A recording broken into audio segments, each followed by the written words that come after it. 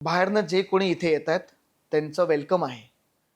पण जिथे तुम्ही पैसे कमवता ना, हं, हं. जिकडे तुम्ही आहात मुंबईत, तिथे तुम्ही मराठी शिकणं अनिवार्य आहे, हं. कंपल्सरी आहे.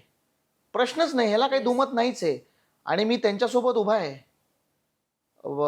मला इथे काय डिप्लोमॅटिक नाही उत्तर द्यायचं.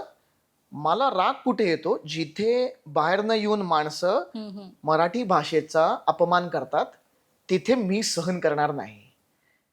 मुंबईत येऊन कमवता ना, इथेच कमवता ना, इथे काय येता मग? कमवायला येता. मग ते त्या लँग्वेजची, त्या भाषेची रिस्पेक्ट तुम्ही केली पाहिजे. ॲक्चुअली. हा, माझा मुद्दा तेवढाच आहे. सगळ्यांना वेलकम आहे बॉस. कोलकात्यातनं या, यूपी बिहारातनं या, कुठूनही या.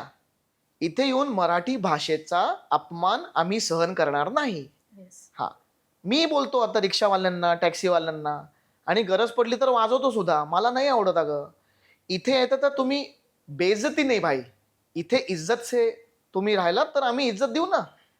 आमचं प्रेमच आहे तुमच्यावर ना, येस, सगळ्यांवर येस. प्रेम आहे. It is India boss. India आहे माझं.